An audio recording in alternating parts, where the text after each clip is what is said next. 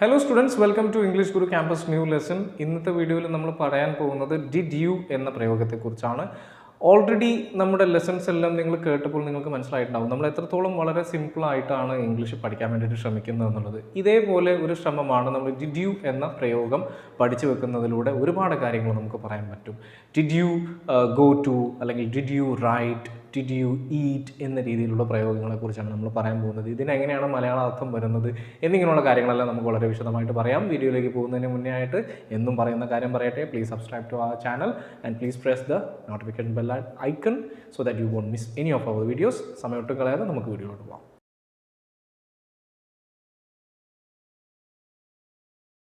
English ഗുരുവിൻ്റെ ഒരു method എന്ന് പറയുന്നത് നിങ്ങൾക്ക് മനസ്സിലായിട്ടുണ്ടാവും.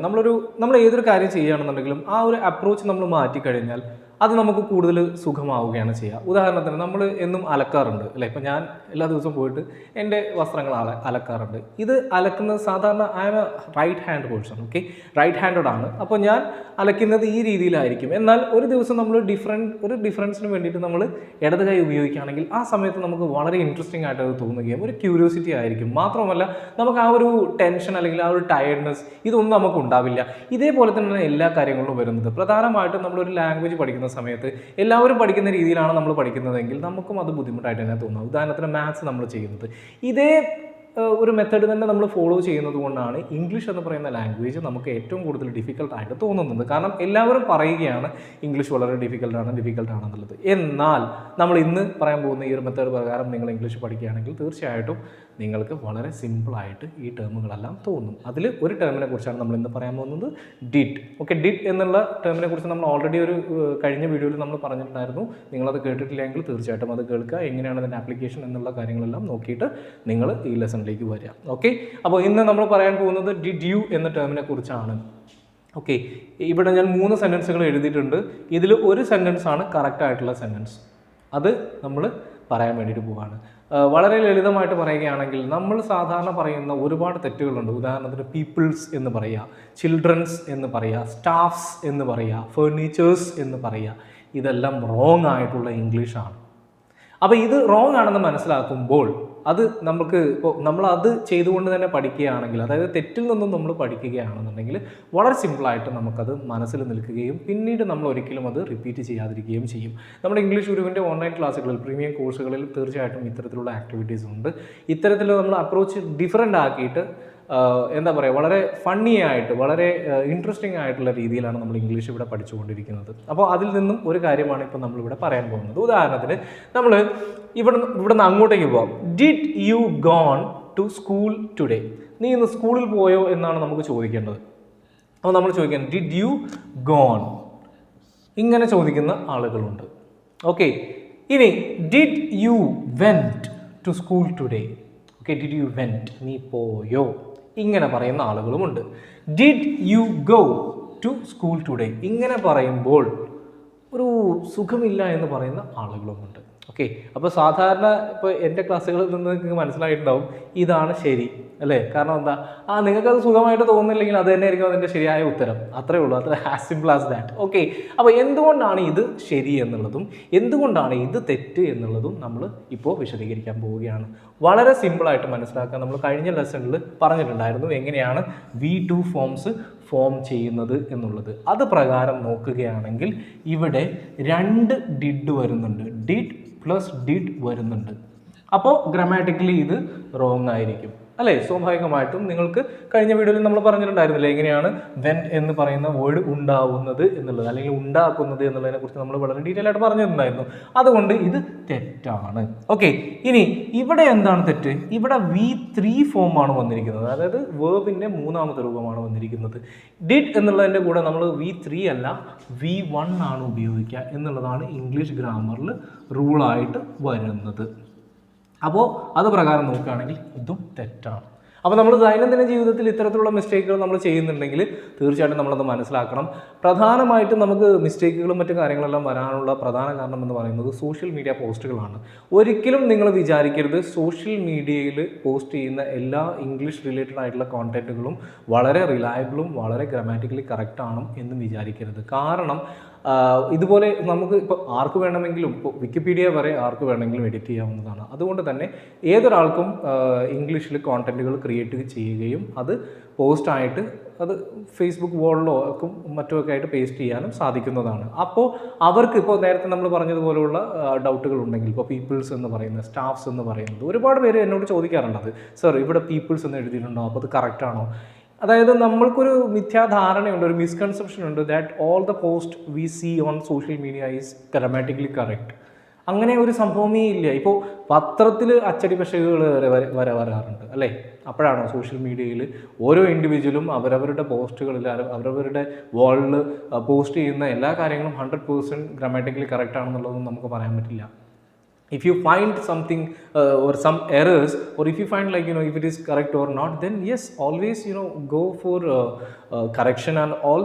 ഇനി അതും അല്ലെങ്കിൽ എന്നോട് ധാരാളം ആളുകൾ ചോദിക്കാറുണ്ട്, അതുകൊണ്ട് നിങ്ങൾക്കും ഇവിടെ പോസ്റ്റ് ചെയ്യാവുന്നതാണ്.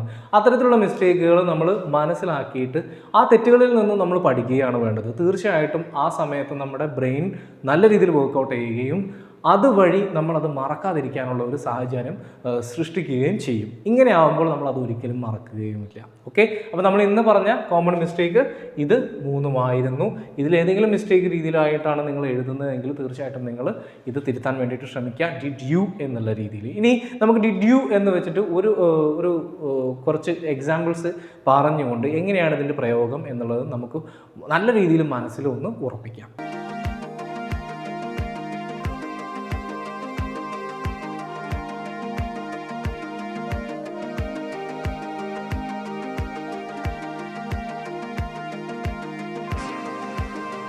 അപ്പോൾ നമുക്ക് ഡിഡ് യു എന്നുള്ള ഈ ഒരു ഫ്രേസ് ഉപയോഗിച്ചിട്ട് ഏതൊക്കെ രീതിയിൽ നമുക്ക് സെൻറ്റൻസുകൾ ഉണ്ടാക്കാൻ പറ്റും, അത് റിപ്പീറ്റ് ചെയ്ത് തീർച്ചയായിട്ടും നിങ്ങൾ ചെയ്യേണ്ട ഒരു കാര്യമാണ് റിപ്പീറ്റ് ചെയ്യുക എന്നുള്ളത്. നിങ്ങൾക്ക് ആരും തന്നെ അതിൽ ഒരു ഇമ്പോർട്ടൻസ് കൊടുക്കാത്തതായിട്ട് ഞാൻ കണ്ടിട്ടുണ്ട്. ശരിക്കും പറഞ്ഞാൽ നിങ്ങൾ ഏത് ലാംഗ്വേജ് പഠിക്കുകയാണെങ്കിലും അത് എത്രത്തോളം നിങ്ങൾ റിപ്പീറ്റ് ചെയ്യുന്നു അത്രത്തോളം നമുക്ക് അത് ബെനിഫിഷ്യൽ ആയിട്ടാണ് വരിക. എസ്പെഷ്യലി ഞാൻ IELTS എടുക്കുന്ന സമയത്ത് എൻ്റെ കാൻഡിഡേറ്റ്സിനോട് എപ്പോഴും പറയുന്ന ഒരു കാര്യമാണത്. നിങ്ങൾ ഏത് കാര്യം നിങ്ങൾക്ക് കൂടുതൽ പഠിക്കണമോ അത് നിങ്ങൾ റിപ്പീറ്റ് ചെയ്ത് ചെയ്യുകയാണ് വേണ്ടത്. അങ്ങനെയാണ് എല്ലാ കാര്യങ്ങളും നമ്മൾ പഠിച്ചിട്ടുള്ളത്. അപ്പോൾ നമ്മൾ പറഞ്ഞതുപോലെ ഈ കാര്യവും നമ്മൾ റിപ്പീറ്റ് ചെയ്ത് നമ്മുടെ മനസ്സിൽ പതിപ്പിക്കാനാണ് ശ്രമിക്കുന്നത്. ഓക്കെ, അപ്പോൾ നമുക്ക് നോക്കാം. നമ്മൾ നേരത്തെ ചോദിച്ചിട്ടുണ്ടായിരുന്നു, did you go to school today? നീ ഇന്ന് സ്കൂളിൽ പോയോ?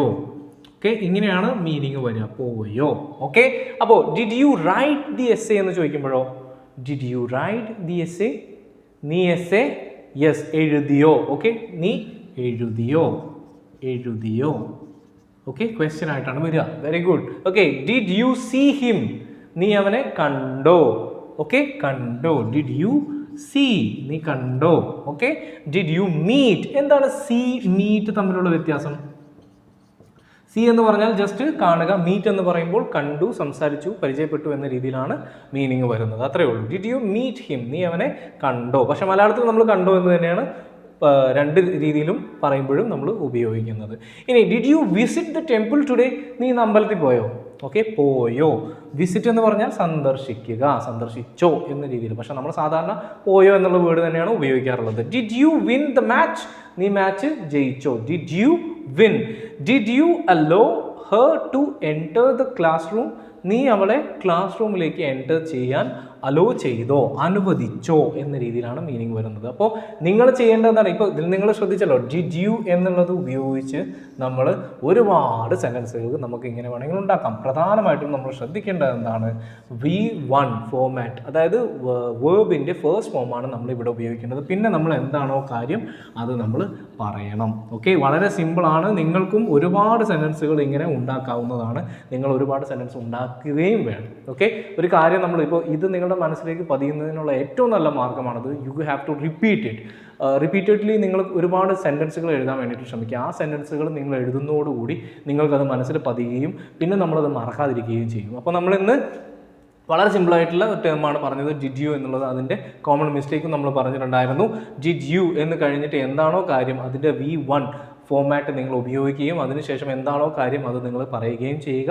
ഇത്തരത്തിൽ വളരെ നല്ല രീതിയിൽ നിങ്ങൾ റിപ്പീറ്റ് ചെയ്ത് നല്ല രീതിയിൽ പ്രാക്ടീസ് ചെയ്യാൻ വേണ്ടിയിട്ട് ശ്രമിക്കുക. നിങ്ങളുടെ എന്താ പറയുക, നമ്മുടെ തലയിലേക്ക് അത് പെട്ടെന്ന് ഫീഡ് ആയിക്കോളും. ഓക്കെ, അപ്പോൾ അടുത്ത വീഡിയോയിൽ നമുക്ക് മറ്റൊരു ടേമുമായിട്ട് കാണാം. ഇന്ന് ഇത്രയേ പറയാനുള്ളൂ. പക്ഷേ പോകുന്നതിന് മുന്നേ ഒരു കാര്യം നിങ്ങൾ നന്നായിട്ട് ശ്രദ്ധിക്കുക. നമ്മളിവിടെ സീരീസ് ആയിട്ടാണ് ചെയ്യുന്നത്.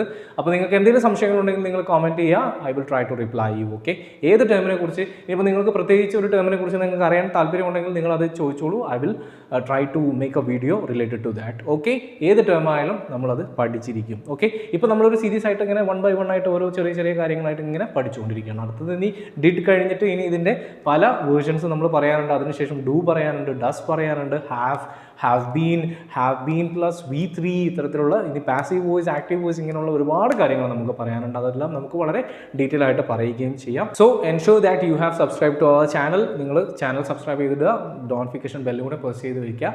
നമ്മുടെ ഓരോ വീഡിയോസ് വരുന്ന സമയത്തും നിങ്ങൾക്ക് ഇംഗ്ലീഷ്, ഹിന്ദി, IELTS റിലേറ്റഡ് ആയിട്ടുള്ള എല്ലാ വീഡിയോസും നിങ്ങൾക്ക് കാണാവുന്നതാണ്. ഓക്കെ, അപ്പോൾ അടുത്ത വീഡിയോയിൽ നമുക്ക് പുതിയൊരു ടേമുമായിട്ട് കാണാം. Till then you take care. By.